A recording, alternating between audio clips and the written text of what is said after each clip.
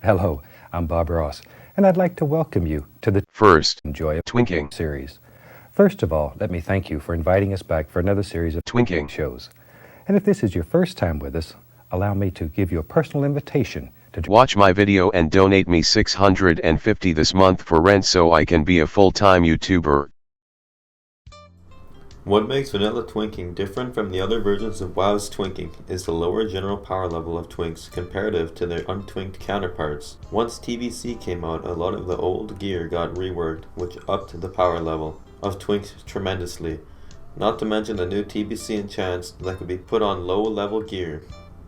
Vanilla Twinks can easily be taken down by a group of players their level, whereas TBC ones could most likely 1v9 without flinching. Let's get started with some of the pros of Twinking.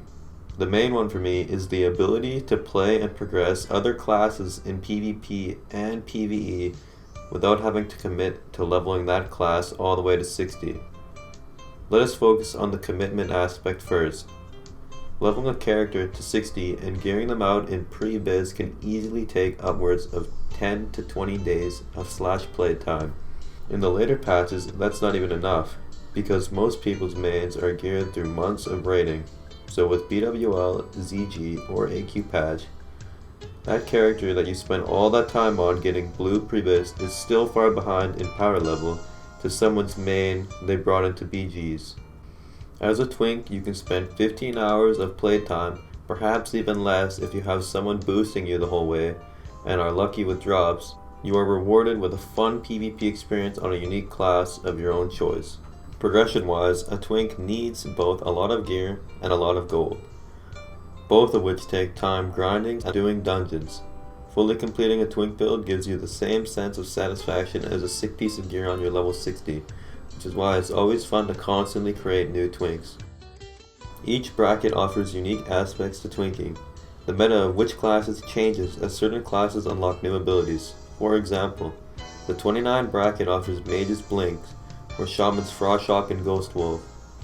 Although I'm personally a fan of the 19 Twink bracket, the prevalence of hunters can become rather annoying in battlegrounds, which is why I tend to stick to open world PvP where you run into a lot more variety.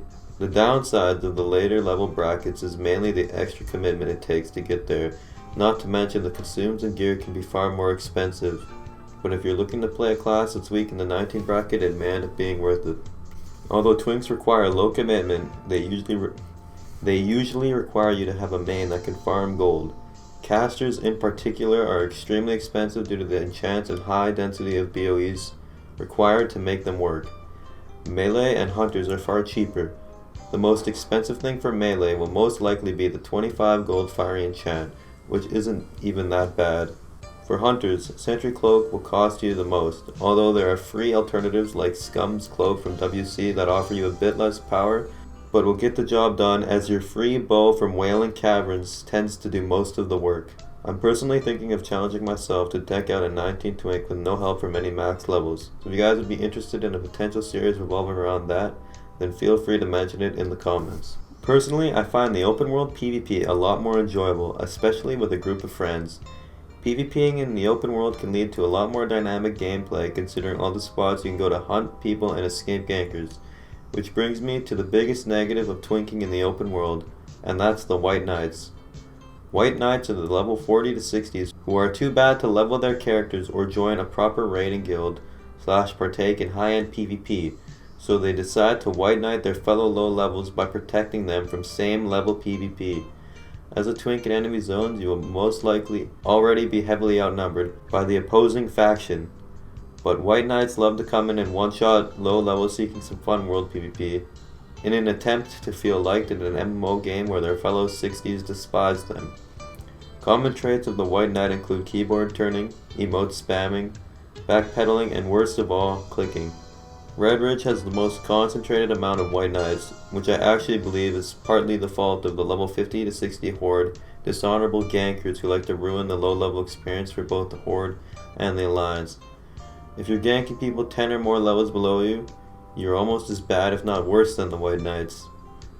Should you come across too many White Knights that respond to the tiers of the lobby faction members, you can easily just dip out for an hour or two hitting up a few battlegrounds, allowing the situation to calm down and the 60s to clear out.